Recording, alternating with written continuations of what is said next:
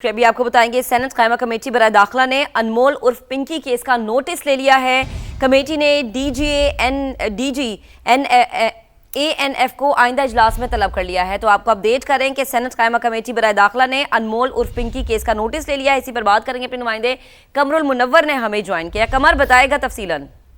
जी, ये सेनेट की कायमा कमेटी बराए दाखिला का इजलास था और इसमें कराची में गिरफ्तार होने वाली अनमोल उर्फ पिंकी का केस जो है वो सामने आया, जिस पर सेनेट की कायमा कमेटी बराए दाखिला जो है उसने नोटिस लिया और इसमें ये कहा गया है कि अगली मीटिंग में ANF के जो DG हैं वो पेश हों और इस हवाले से बताएं कि ये अनमोल उर्फ पिंकी जो है किस किस को ड्रग्स जो है वो सप्लाई करती थी। इस हवाले से एक जामे और मुकम्मल रिपोर्ट जो है वो फराहम की जाए।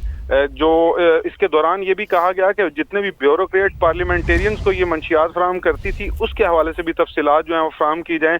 ताहम सेनेटर फैसल सलीम जो के चेयरमैन कमेटी भी हैं उनकी जानिब से कहा गया है कि मेरे पास इख्तियार नहीं, वरना मैं कहता कि जिस जज ने अनमोल को जमानत दी है इसका चेकअप करवाओ। ताहम फैसल सलीम की जानिब से ये भी कहा गया कि मैं यकीन बनाऊंगा कि अनमोल ने मंशियात सप्लाई जिन जिन लोगों को की है मैं उनके खुद टेस्ट करवाऊंगा और मैं इसके लिए तमाम पार्लियामेंटेरियंस को कहता हूं कि वो पहले वॉलंटरीली अपने टेस्ट जो हैं वो करवाएं। ताहम इस हवाले से तमाम तफसीलात जो हैं वो तलब कर लिए हैं। कराची में किस किस जगह ये ड्रग सप्लाई की जाती थी, इसके अलावा क्योंकि इब्तदाई तफ्तीश में जो अनमोल उर्फ पिंकी है उसने ये कहा था कि वो लाहौर और इस्लामाबाद में भी ड्रग सप्लाई करती है, तो जिस जिसको ये ड्रग सप्लाई की थी उसका तमाम रिकॉर्ड जो है वो इकट्ठा किया जाए।